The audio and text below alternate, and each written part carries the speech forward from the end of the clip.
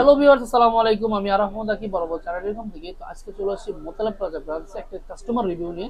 তো ভাই হচ্ছে গতকাল রাত্রে প্রায় 3টা বাজে যখন হচ্ছে আমি জাস্ট মেসেজগুলো দেখতেছিলাম। তো ভাই আমাকে পার্সোনালি মেসেজ দিয়েছে। তো ভাইকে হচ্ছে আইফোন এক্স এর একটা ডিসপ্লে চাচ্ছে, সেটা হচ্ছে জিএক্স সেট হলো অরিজিনাল। তো ভাই একটু জানাবেন যে আমাদের যে ডিসপ্লে নিয়েছে এটা অরিজিনাল কিনা, প্রাইসটা কেমন ছিল, ওভারঅল মিলে কেমন।